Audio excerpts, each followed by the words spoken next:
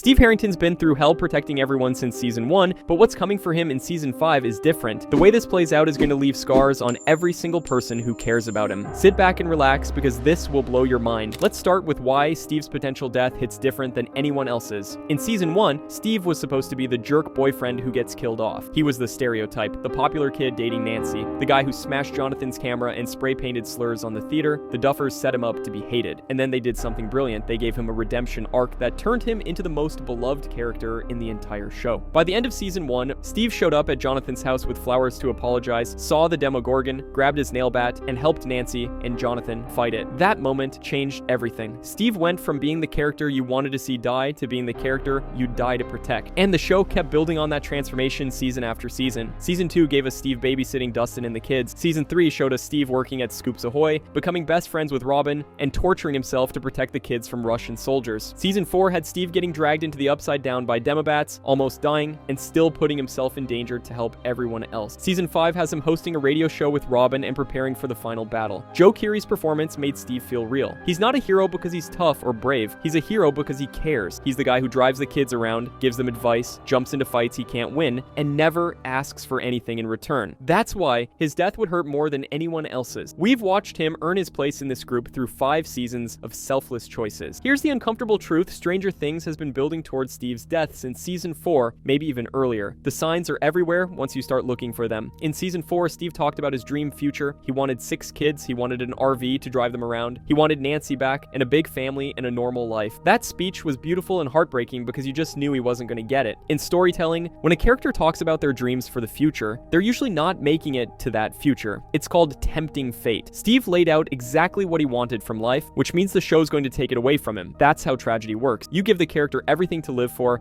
and then you kill them before they can have it. Season 5 has ramped up the foreshadowing even more. Steve's been in constant danger. He's fought Demogorgons multiple times. He's been on the front lines of every battle. He keeps putting himself between the kids and whatever is trying to kill them. That pattern can't continue forever. Eventually, Steve's not going to be fast enough or lucky enough, and he's going to die protecting someone he loves. Joe Keery has been very open about wanting to move on to other projects. He's done multiple movies since season 4 wrapped. He's talked about how much he's learned from Steve, but also how he's ready for new challenges. The Duffers know this, and they're not going to half commit to Steve's exit. If Keery wants to leave, they're going to give Steve the most emotional, devastating death possible. That's how you honor a character and an actor who've been central to the show's success. Let's talk about what Steve's death would do to each member of the group, starting with the person it would destroy most. Dustin Henderson and Steve Harrington have the best friendship in Stranger Things. It's not even close. From the moment Dustin asked Steve for hair advice in season 2, these two have been brothers in everything but blood. Steve taught Dustin confidence. He gave him advice about girls. He showed him what it means to be a good man. Dustin looks up to Steve more than anyone, including his own absent father. Steve filled that void without even trying. He just showed up, cared about Dustin, and treated him like he mattered. That's why their relationship works. It's genuine and earned. Now imagine Dustin watching Steve die. Maybe Steve throws himself in front of a Demogorgon to save Dustin. Maybe he holds off Vecna long enough for everyone to escape. Maybe he sacrifices himself to close a gate. Whatever the scenario, Dustin's going to be there. He's going to see it happen. And it's going to break him in ways that Eddie's death didn't even touch. Eddie's death in season 4 hurt Dustin badly. We saw him crying, we saw him struggling, but Eddie was in Dustin's life for a few weeks. Steve has been there for years. Steve is family. Losing Steve would be like losing a brother. Dustin would blame himself. He'd replay the moment over and over, wondering if there was something he could have done differently. That guilt would eat him alive. Gaten Matarazzo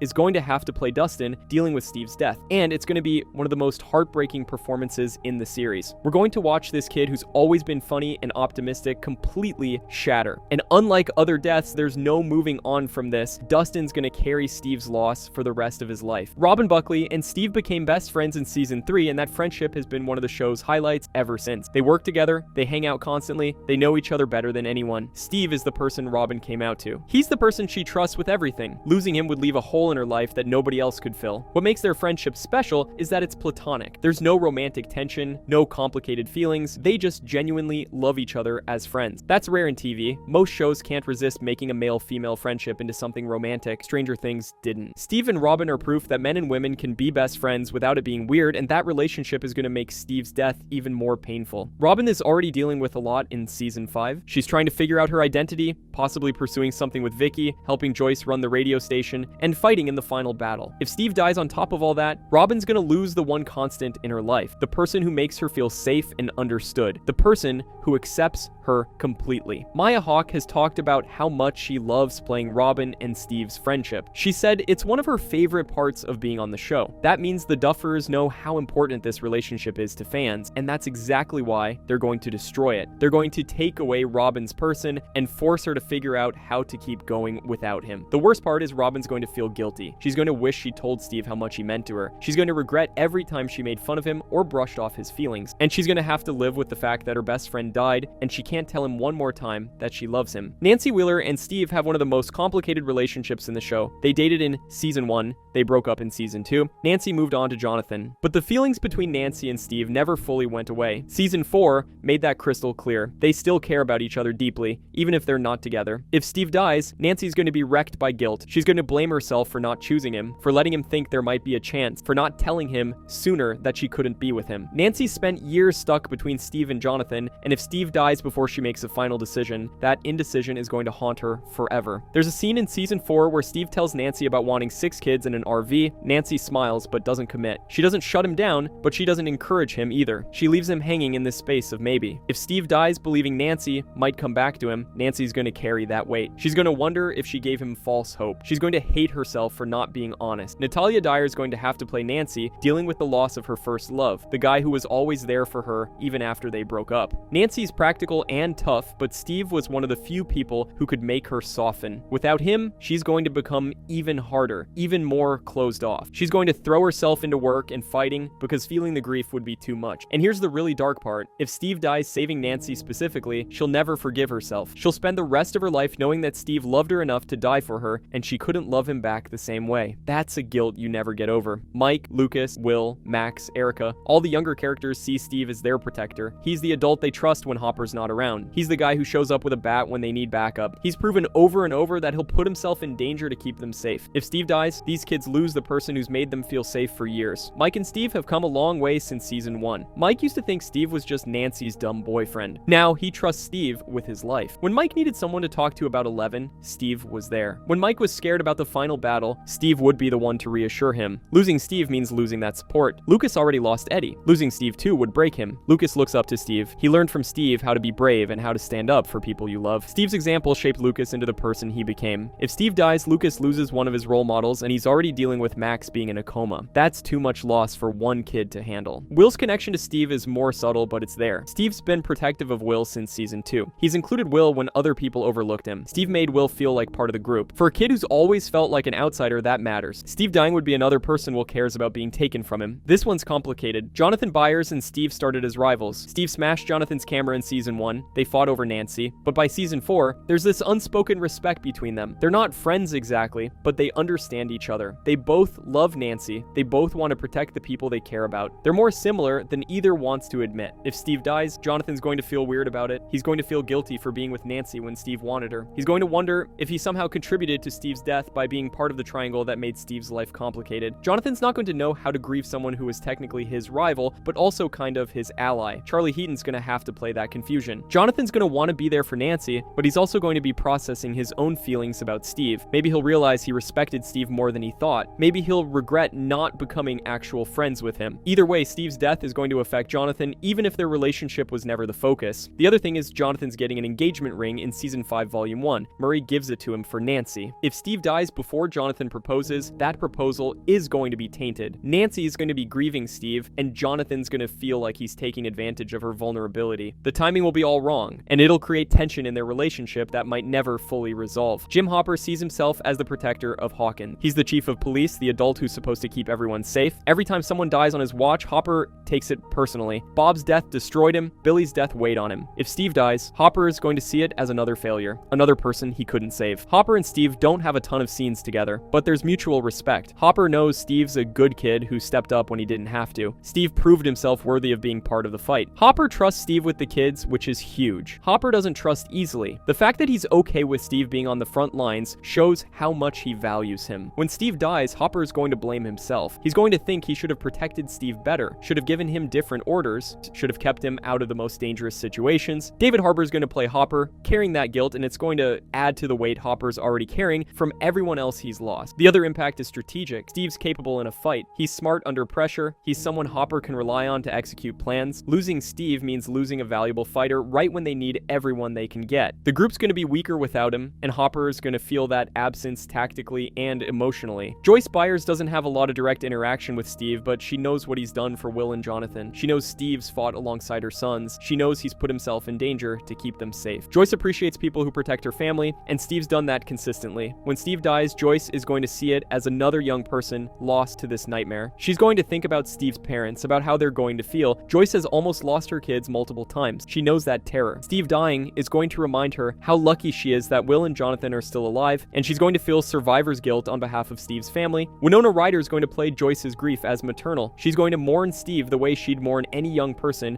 who died too soon, and that grief is going to fuel her determination to end this once and for all. Joyce is going to want to make sure Steve's death meant something, that it wasn't for nothing. Dustin's already dealing with Eddie's death from season 4. He watched Eddie sacrifice himself. He held Eddie as he died. He told Eddie's uncle what really happened. That trauma's still fresh. Now imagine layering Steve's death on top of that. Dustin would be losing two people who meant everything to him within a year. The parallel between Eddie and Steve's deaths would destroy Dustin. Both of them would die being heroes. Both would sacrifice themselves for the group. Both would tell Dustin they didn't run this time. They stood and fought. Dustin would see the pattern and realize that everyone he gets close to ends up dead. That kind of trauma creates survivor's guilt that never goes away. Dustin would start blaming himself. He'd think he's cursed, that caring about him gets people killed. He'd push people away to protect them from whatever darkness seems to follow him. That's not rational, but trauma isn't rational. Dustin watching two father figures die in consecutive years would break something fundamental in him. The scene where Dustin has to tell someone about Steve's death is going to parallel the scene where he told Wayne about Eddie. Gabe DeMatarazzo is going to have to play that again,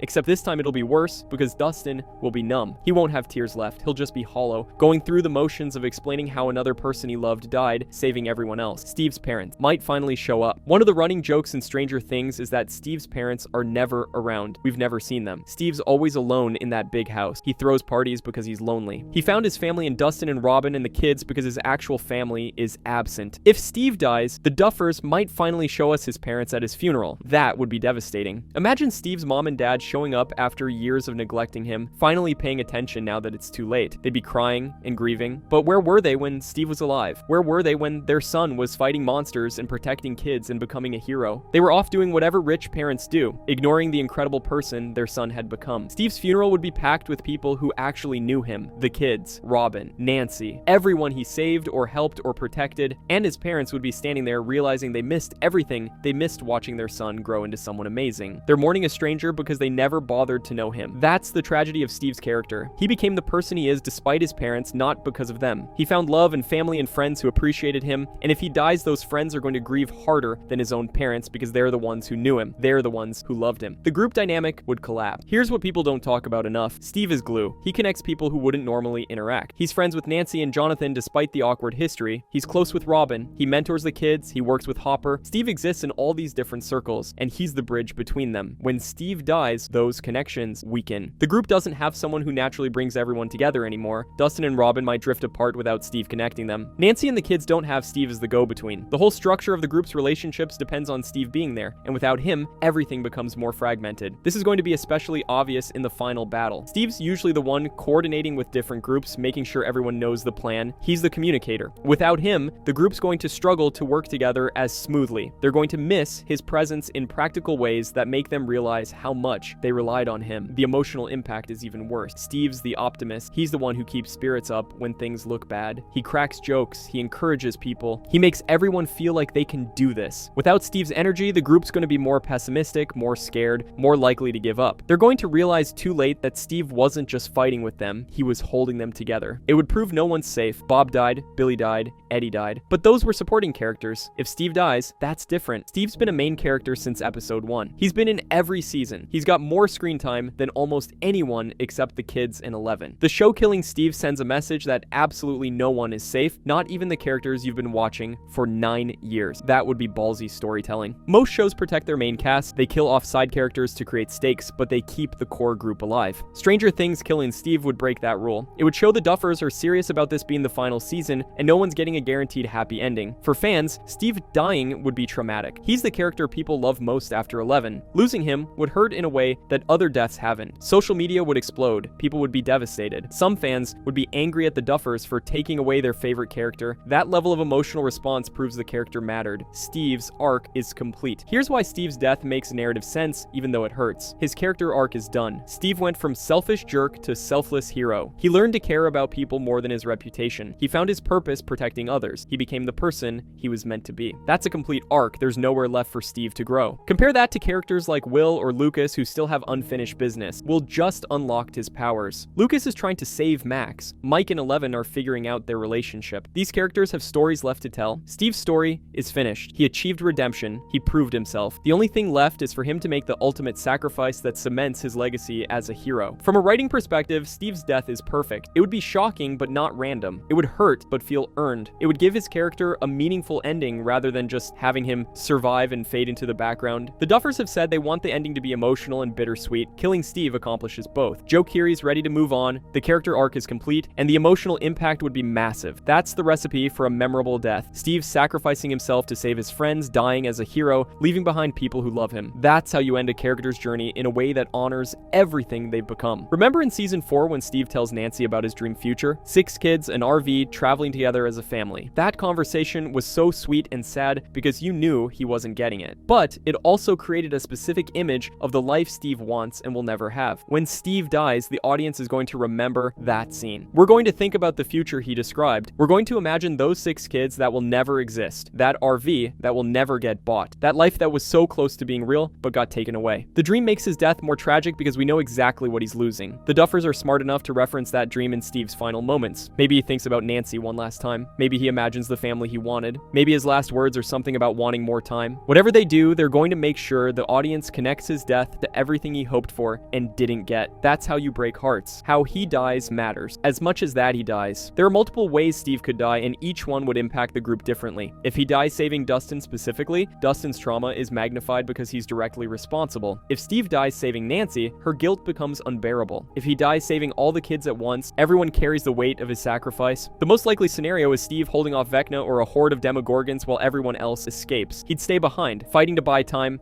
knowing he won't survive but doing it anyway because that's who Steve is. He'd go out swinging his nail bat, protecting the people he loves until his last breath. That's the death that feels most true to his character. Another possibility is Steve doing something similar to Bob in season 2, volunteering for a dangerous task that needs to be done, succeeding at it, and dying right as he thinks he's safe. That would be cruel, but effective. The audience would have hope for a second, thinking Steve made it, and then he'd get killed. That gut punch would destroy everyone watching. The worst version would be Steve dying without getting to say goodbye. No last words, no dramatic speech, just dead before anyone realizes he's in trouble. That would be realistic and heartbreaking. The group would be left with things unsaid, with I love you that never got spoken, with gratitude that never got expressed. That aftermath would haunt them forever. If Steve dies, the show needs to give us a funeral scene. We need to see everyone dealing with the loss. We need Dustin breaking down, Robin unable to speak, Nancy crying, the kids realizing they'll never see Steve again. That scene would be one of the most emotional moments in television history. The funeral would show us who Steve really was through other people's memories. Dustin would talk about the hair advice, Robin would talk about coming out to him, Nancy would talk about how he changed from the person she first met. Each person would have their own Steve story, and together those stories would paint a picture of someone who touched a lot of lives. The Duffers would probably end the funeral with something that shows Steve's spirit lives on. Maybe Dustin wears Steve's bandana, maybe Robin keeps his vest, maybe the kids promise to take care of each other the way Steve took care of them. Some kind of legacy moment that shows Steve's influence doesn't die with him. Joe Keery knows how much people love Steve. He knows this character means everything to fans. If Steve's dying in season 5, Keery's going to give the performance of his life. He's going to make sure Steve's death is earned, that it feels true to the character, that it hurts in the right ways. Keery's talked about how much he's learned from playing Steve. He said the role taught him about vulnerability and growth. He clearly cares about doing right by this character. That means Steve's final scenes are going to be special. Keery's going to bring everything he's learned as an actor to make Steve's death hit as hard as possible. We're going to see Steve scared, but brave. We're going to see him thinking about everyone he's leaving behind. We're going to see him making peace with his choice. And we're going to see him die knowing he mattered, that his life meant something, that he was loved. Keery's going to make us feel every bit of that, and it's going to destroy us. Different Bob's death was sad, Billy's death was redemptive, Eddie's death was heroic, but Steve's death would be different because Steve's been with us the longest. We've watched him grow. We've seen him at his worst and at his best. We know him better than we knew any of those other characters. Steve's also different because he's not tragic. Bob was naive, Billy was broken,